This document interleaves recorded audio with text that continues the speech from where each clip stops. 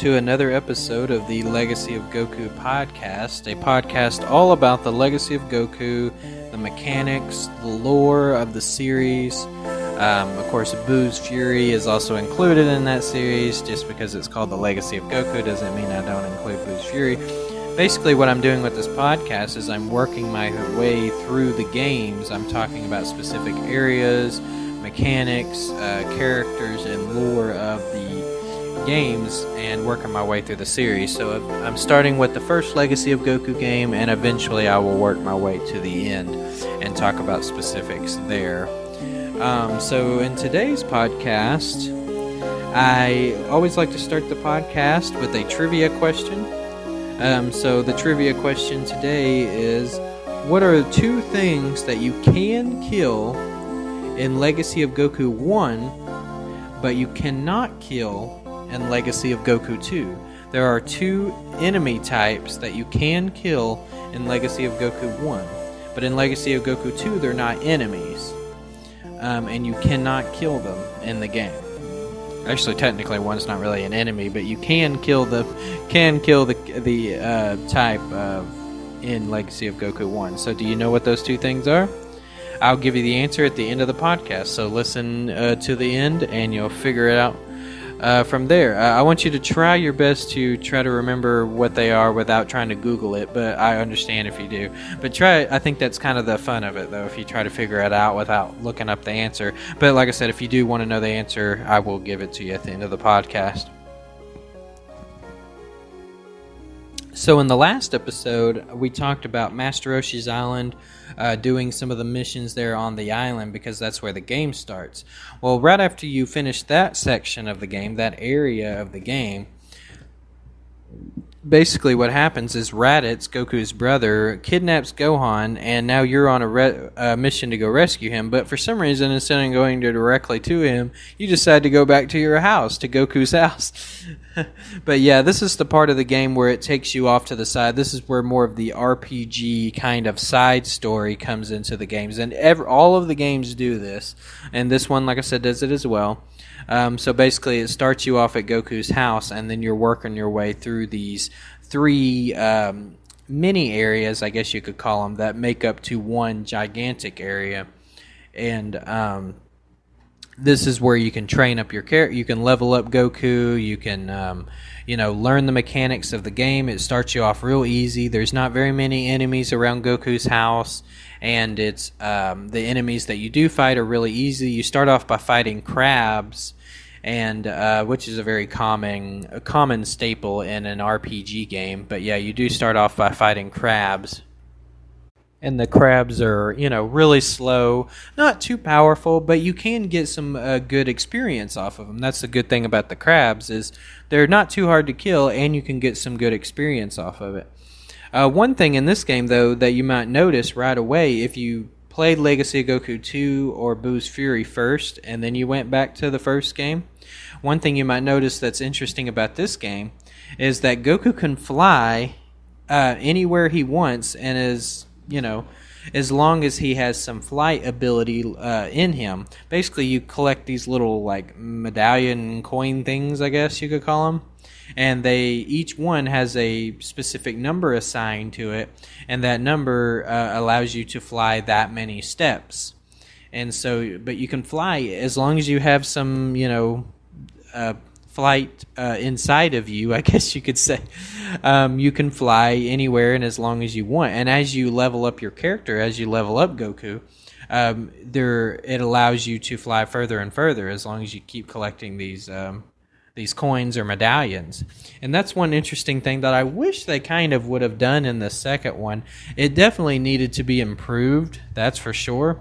But it was a cool concept of the fact that it basically lets you fly anywhere. I don't know if I've ever played an RPG where it just lets you fly anywhere at any time. I've played RPGs that had items you could collect, but kind of like in Final Fantasy, how you can get on and off certain vehicles and stuff that allow you to travel faster.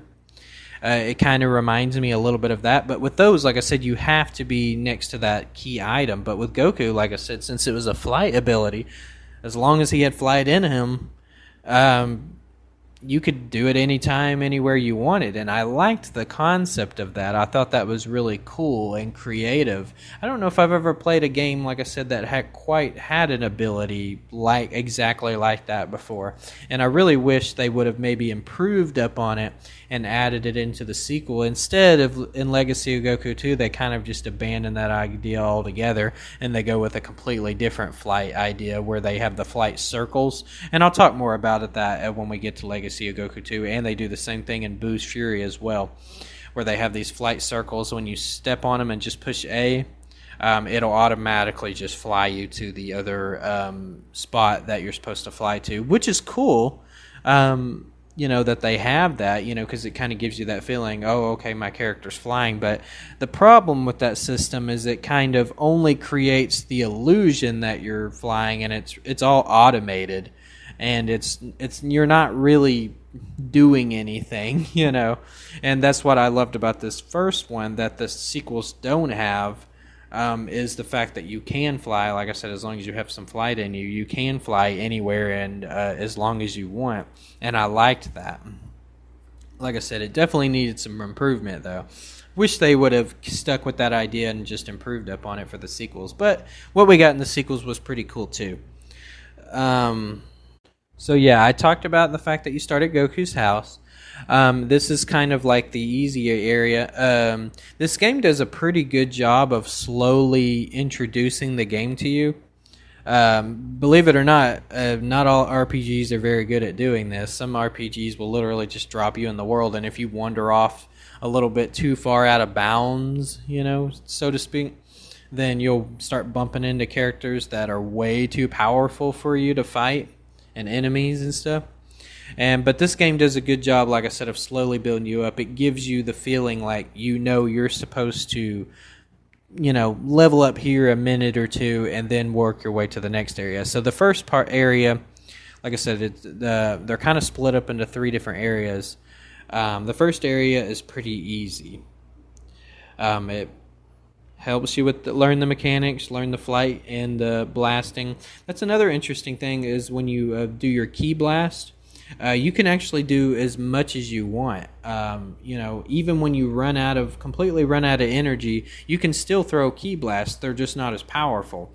And that's another thing I really wish you could have done in the sequels as well that I also missed from the first one. As in the second one and the third one, once you run out of energy, you have to wait for it to slowly build back up before you can do any blast at all. Like, the game will not let you even throw a ki blast of any kind. And I kind of understand why they did that, but at the same time, the problem is you rely way too much on your melee combat in the second and third one. And it kind of all your blast and your ki and energy kind of take sort of a back seat, especially when you start going Super Saiyan, because when you start using your Super Saiyan mechanics, that also drains your energy. And a lot of times I would find myself just not throwing blast because I was like, well, I'd rather save that energy for when I turn Super Saiyan.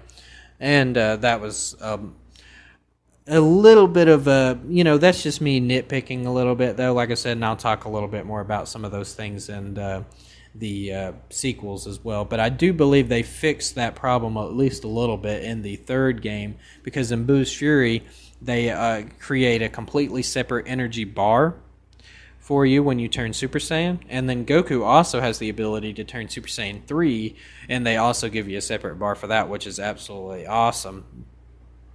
And but yeah, in the first one, you can run out of energy. You completely can run out of energy, but you can still throw ki blast, and I like that. It's just that they're just not as powerful. I wish they would have stuck with that mechanic in the second one, where they would have continued to let you throw ki blast, just not let them be as powerful.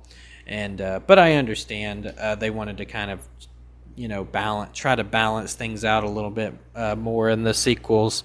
And I feel like the sequels are definitely better overall games. There's just certain specific mechanics and concepts that I miss from the first one, and those are definitely 2 of them, is the flight concept and the energy concept, the fact that you can throw ki blast even when you run out of energy. So when you head to the second part of the game, this area, it becomes clear to you right away through very clever level design that this area is much harder and much more difficult. Immediately when you walk to the next area, the music changes. It looks completely different. It doesn't look as peaceful as the first place, because the first place there's a lot of trees and grass, and it looks kind of playful and relaxing kind of place. But when you come up to the next area, the second area, it's a lot of dirt, a lot of rocks, a lot of gravel type areas. And like I said, the music is much more aggressive. The music in the first area is much more relaxing and adventurous kind of sound to it. The second area, it's much more gritty, and it feels like you're now in the next part of the game. You hope you enjoyed, where you were the first, because now things are about to get more difficult. And boy, do they at some specific parts too, because if you're not careful, you can bump into these wolves that attack you. And the problem with wolves, I tend to hate wolves in RPGs, because there's another RPG, it's basically Oblivion, the Elder Scrolls Part 4, where I hate fighting those stupid wolves in Oblivion, because they're way too fast, and since they're pretty powerful, they're really hard to fight against. And it's the same thing here in Legacy of Goku. These wolves are not the easiest things to fight against, and they're not exactly weak either, and they're really fast, and so they can run right up to you and attack you, and and you're really hard to defend yourself, so you're constantly find yourself just basically aborting the fight and trying to run away. You're like, run. Anytime I see a wolf early in the game, I usually just find myself just trying to avoid them altogether, because you're just too underpowered to fight them. And like I said, it's definitely a much more difficult place, that's for sure. The second area also, there's not really much to do in the second area. There's not really any missions to do, because in the first area, the area was designed to introduce the game to you, show you the mechanics in a very natural way, without literally just having text boxes come up and saying, hey, this is what you're supposed to do. I like games that try to slowly and naturally introduce the game to you, and this one does that really well. Like I said, with that first peaceful area, or semi-peaceful, I guess you could say. But within the second area, test your abilities and say, okay, now you've learned how to play the game. Let's see how good you can do against these real enemies now. And but other than that, other than fighting enemies, there's not really much to do here. Like I said, this area is really designed to challenge you, challenge your strength, and also help you train and work your levels up a little bit in a very natural way without having to grind too much. Some people, when they play RPGs, they're not really big fans of grinding or farming your levels, as some people call it. I personally like doing that in an RPG. I think it's fun and relaxing to train up your characters and level up your characters. But I totally understand why not everybody likes that. Some people, they would rather naturally, level up their characters or farm their levels, and they think that's a more enjoyable experience. But this game does a pretty decent job of doing that. Like I said, with this area, just by walking around and exploring. Like I said, just try to avoid the wolves. Just walking around and exploring, you're gonna level up Goku a little bit. He's gonna level up his a couple of levels up, and just like I said, by naturally walking around and exploring will help you with that. There are actually I mentioned earlier we didn't have any missions in this area, but I meant specific in-game missions. There actually are a couple of missions you can do. I think there's one if you bring the eggs or something like that to this dinosaur. I can't remember exactly where it's located, but there's these eggs you can bring to this dinosaur. But the game doesn't require you to do that. It's completely optional. So that's kind of what I meant when it said it didn't really have any missions to do. All it does is give you experience points, which is kind of an interesting concept. Not too many RPGs do this. I've seen a couple of other RPGs do this where they'll give you experience points for doing a mission. But this is one that really hits it heavy. I mean, there's so many missions you do where literally you're only doing it just to get experience points. There's really no point and purpose. And there's also some parts in the game where literally all you do is talk to characters that are within the show. Because in this first area, you talk to Yamcha and Puar. And Tien and Chaosu, actually Tien and Chaosu are in the second area, and then Yanchen Pro are in the third area, which I'll talk about in a minute. But all you literally have nothing to do for them. All you're supposed to do is walk up to them and just have a conversation with them, and then they give you experience points. It's like the game rewards you for talking to people, which is kind of interesting. Like I said, the sequels don't really don't do that. I don't think you can get experience for talking to anybody or doing missions in the second game. The missions are kind of built around within the story in the second game, which is much better, I think. But it's not necessarily a bad idea to have experience for doing missions or talking to people. It's kind of bizarre, but it's not necessarily a bad thing. Like I said, so that's the second area, though, as a whole. In the third area, you might find the third area to be probably the most interesting area of all three of them. At least I do. This is probably my favorite area in the entire game. I spend most of my time in this part of the game. Once I get to this third area, this is where I spend most of my time in the entire game. Literally, like for the entire playthrough, like this is where most of my... Once I get past this area and go to fight Raditz, the rest of the game I pretty much just blow my way through. Like I'm just like, and I'll talk about why that is in a minute. But first I want to talk about the third area as itself. So this is like a neighborhood, like a peaceful place. There's not really any enemies to fight here. So it's designed to be very, like I said, very peaceful. Kind of gives you a chance to relax, which is always nice to have in a game.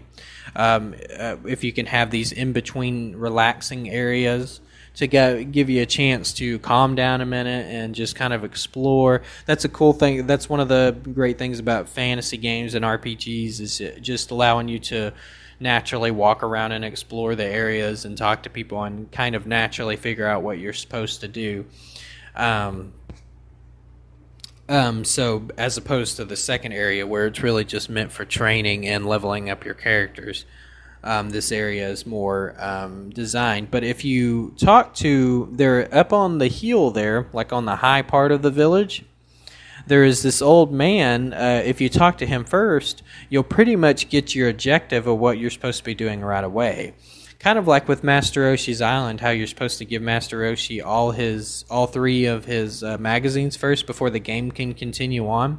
This is kind of the same concept as that. If you talk to him, he'll tell you that he can basically help you get you to Raditz and to find Gohan, but you have to help him first, and what you got to do is help the people in the village and make it a peaceful village again, essentially is what he's saying.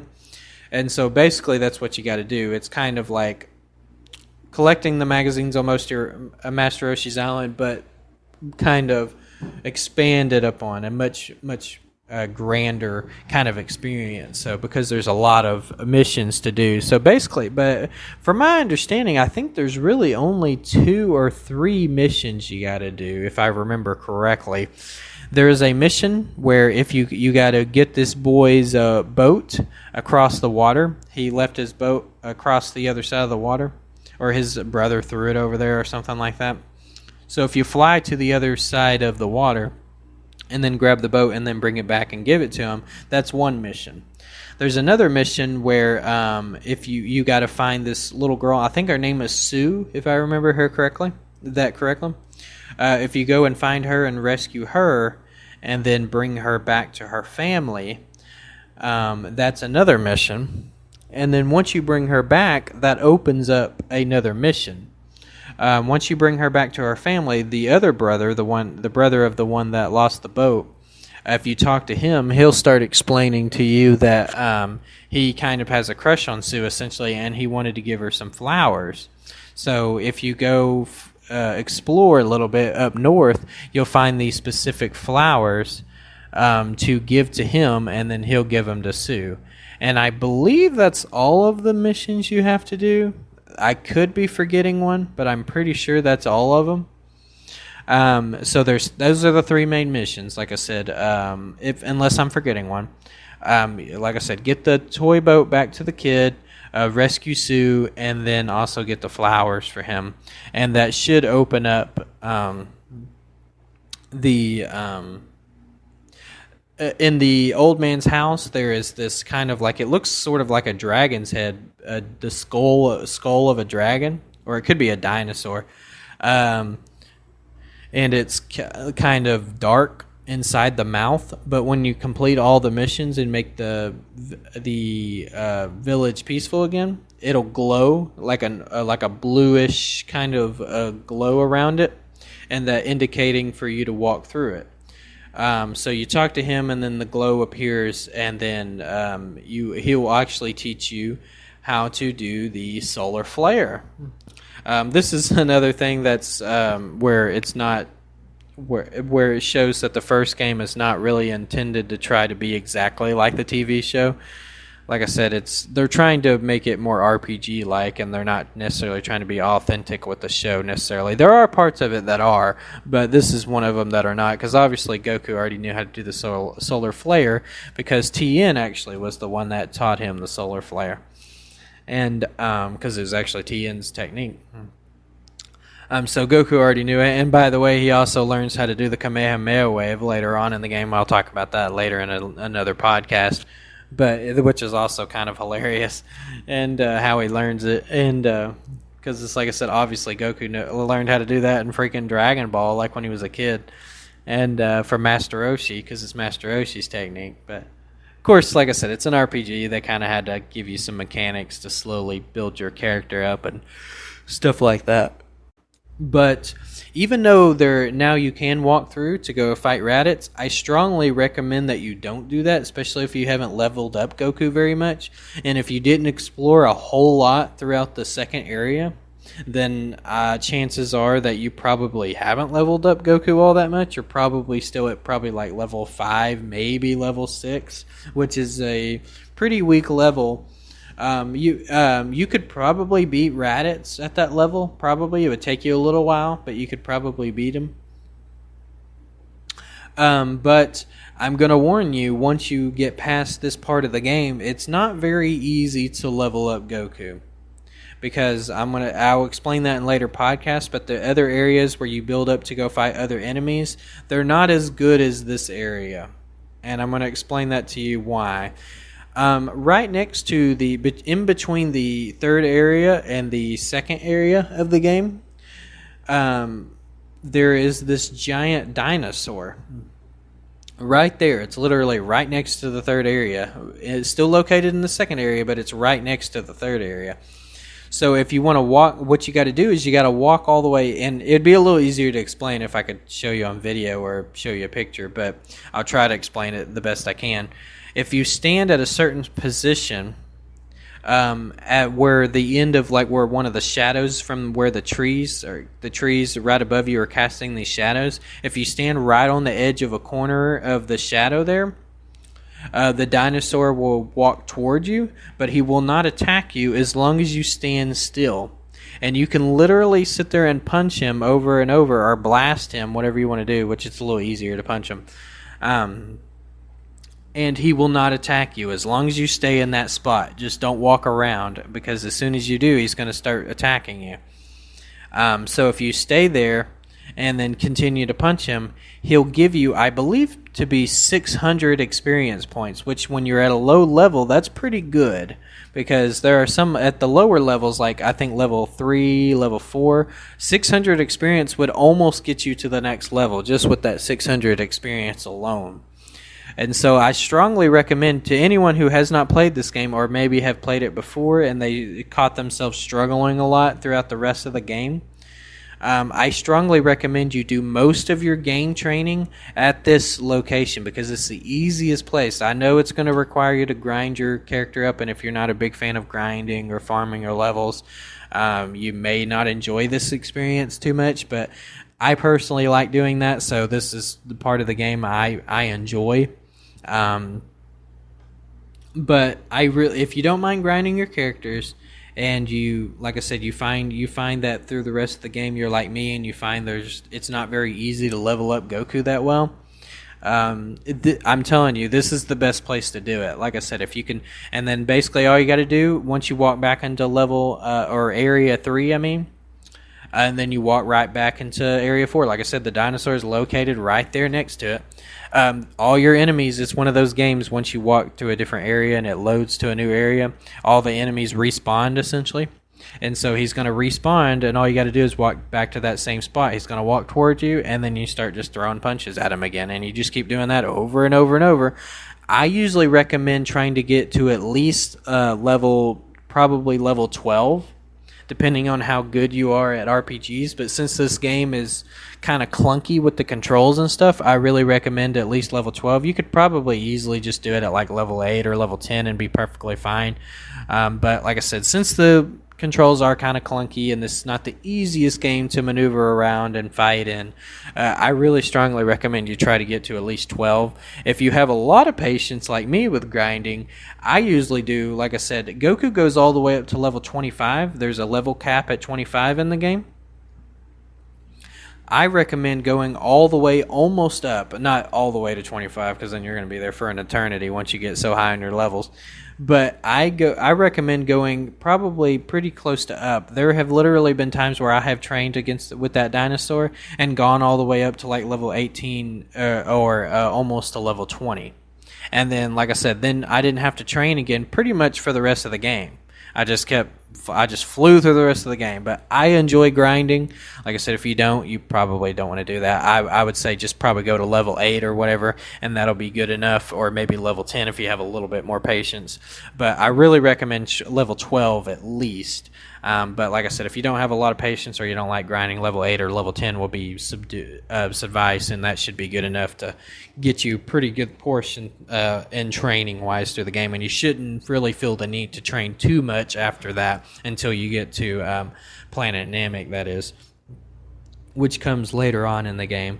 So yeah, that's pretty much all three of these areas. Like I said, before you go fight Raditz, like I said, in the next podcast, I'll talk about fighting Raditz and then kind of what happens, where you go after you die. Because if you've watched the show, you know that Goku dies after he fights against Raditz, because Piccolo kills him and Raditz at the same time. And I'll talk a little bit more about that in the next podcast. So anyway, getting back to the trivia question. The trivia question was, what were the two things that can kill you in Legacy of Goku 1? Or that you can kill, I mean, not they can kill you. One of them can kill you and the other one cannot kill you. They don't harm you at all, but you can kill it. But you cannot kill these enemies, even if you punch them or blast directly at them. They are not, sprite characters that you can actually kill or hurt in any way in Legacy of Goku 2. Those are the wolf and the squirrel. The interesting thing about the squirrels is they are the exact ones. They come back in Legacy of Goku 2 and 3, or Boost Fury, I guess as it's called.